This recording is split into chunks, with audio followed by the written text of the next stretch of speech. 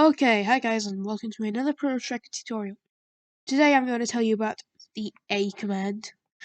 So A command is like a volume slide, so it just the volume smoothie.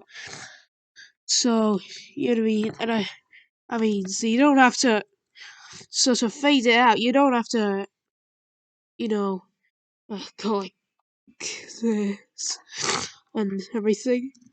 You don't have to do that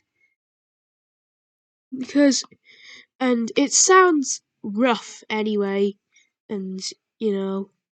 Ah, dear, sorry, could I just demonstrate?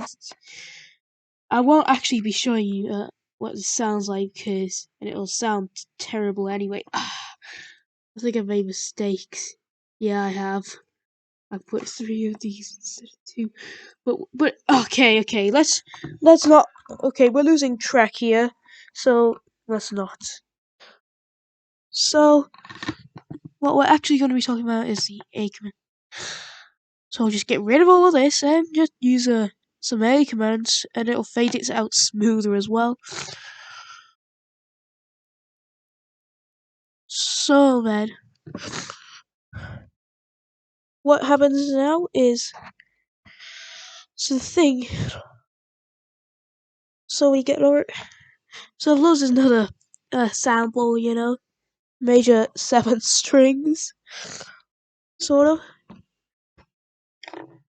and yes, so I finally got another sample in. Yeah, and it loops as well, but loops a little rough, and this is how you control it.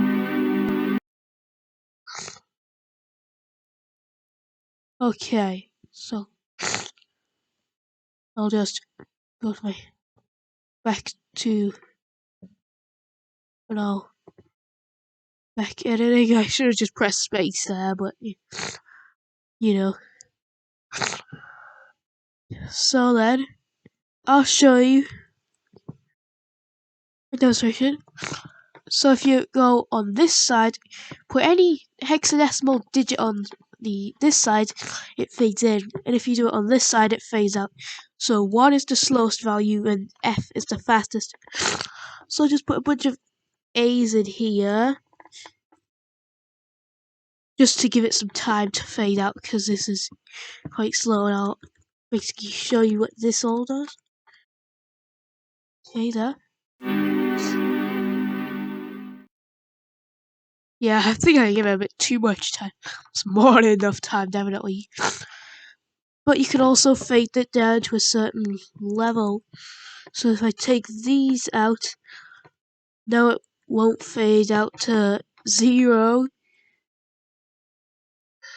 It might be slightly awkward, but we'll just have to see. But it can be useful in some ways. So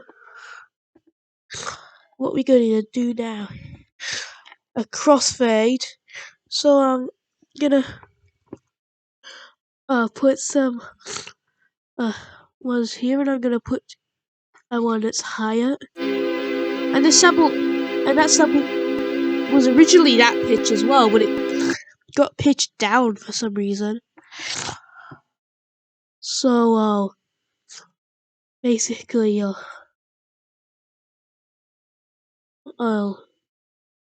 start fading it out. I'll give it this much time to fade out, just to be sure. And then I start this as a silent sample. Then I'll fade it in using this one this time. That row also.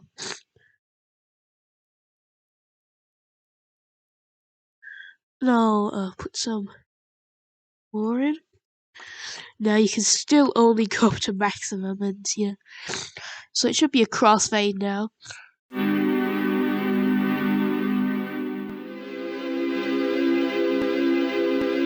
it's not a very smooth crossfade, and you can still fade it out though.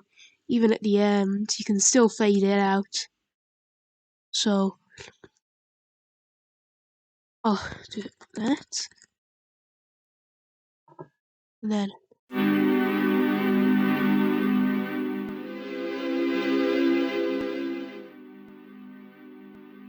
hang on a minute. Hang on a minute. I just realised something. This hasn't faded out to 0 yet, so we haven't given this enough time. So we need to give this a bit more time to, fade out. So I'll, and something I kind of like to do is maybe add a C0 to make sure it's definitely silent. And I'll fade this out a bit more in this one. And actually, I'll put C00 and some of these. And okay, so, and I'll put in F00 to stop it, so to make sure it doesn't loop. So then. So it's not very smooth, but And something about looped samples. If you're at the end of your song, make sure you don't have any looped samples at the end, and if you do, put a C00 to make sure it's definitely silent, because they won't stop. They'll just keep on looping, even if it's stopped. Okay? So, another thing you could do with this, I'll just delete it all, just write an instant to you, I guess. But not to me. It's not an instant to me, trust me. Okay, now I think our tracker, sorry, not tractor. The tracker's empty. Now I could show you something else. I'll just hammer a bunch of, I'm gonna hammer a bunch of notes in here.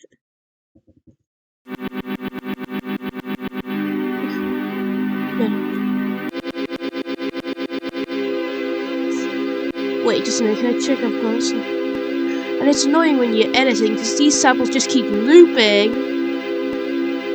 while you're editing. So, stop that from going. And now, okay, I'm going to show you how not to do this. This cool fade out rhythm first. Okay, now, just put loads of A's in there. Okay, so remember, this is how not to do this. So,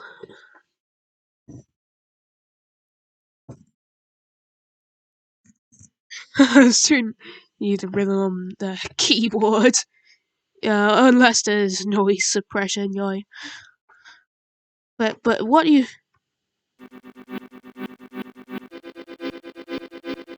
And that doesn't sound very good, so what you're actually going to do is maybe... but you're going to have to sound keeps re-triggering if you look. That's no good, is it? So what we're going to do, but we have to re-trigger the sample when it changes note. So that might be a bit of a downside. You're going to just remove these notes apart from the first one, and instead you're going to put the sample number in there. I know it doesn't sound right to me, it doesn't sound right either, but I mean, putting just the sample number there, I kind of maybe understand why. And then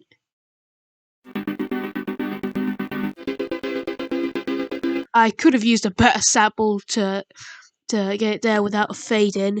In fact, I did with there, but I was having some technical difficulties. It just wouldn't play at all, and I don't know why. So yes, really, we can do some make commands. There might be some other cool tricks as well, but yeah, that's it for now. I'll see you in the next one.